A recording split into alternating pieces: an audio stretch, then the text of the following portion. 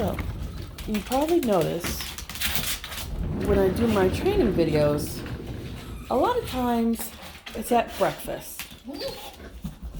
Why is that? Because it's super easy to use it as training time. Good girl, Takara. Akira, good girl. So if you notice, the girls have their own little spots. Takara's is bed, good bed. Akira's is settle. So they have their little spots where they need to go to for food time. It makes a lot easier, not only when you have multiple dogs, but also when you're doing food prep, that they're not underneath you and trying to get everything. It makes it a lot more easier and calmer for everyone concerned.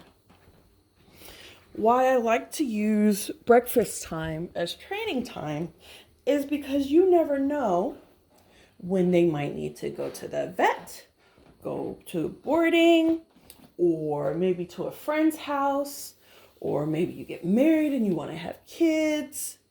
All these things are important for your dog to understand that you own the food. And you do, realistically. So, like I said, if you notice, they're not constrained, they're not being hit or anything if they move. I'll just turn on my mommy voice. And obviously this takes a while to get to this point. I break it into smaller, easier things for them to learn. Down. Good girl. Down, Akira. Good girl.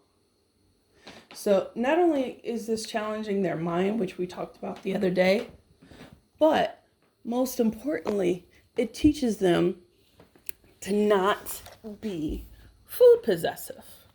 Food possessiveness is a very real and scary thing that dogs can have.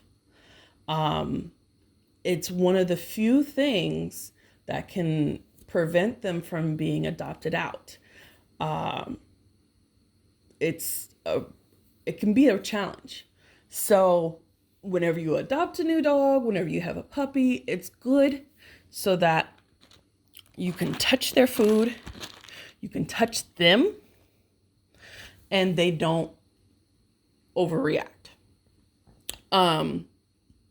Obviously, when you start off, you want to start off touching like their rear end, their back, and then progress to their head. Boop. But essentially, you want to do that because you never know when they could be around someone who's inexperienced or, most importantly, kids. Kids don't always understand or remember when to leave a dog alone. Patience. So you want to be able to touch the dog and not have any negative reactions. You want to be able to take the food away and not have any negative reactions. Patience. Good girl. Good girl. And you can see she's not disturbed by me doing that. She's just like, oh, this is just part of our training time, isn't it? Yeah. So, and the reason why I'm using Takara is because she's a lot more tolerant. Akira is good about it as well. I can do it to her as well. However, she has a shorter tolerance for it. So I try not to use her in our videos when it comes to that. Good girl. Good job, Akira. You're so clever. You're so clever, baby. Yeah, good girl. You can notice she tolerates it. And she's okay with me touching her because we've worked on this. But she's not like how Takara is, where you can... A little different mentality. So that's why I always use the car in these videos. Yeah.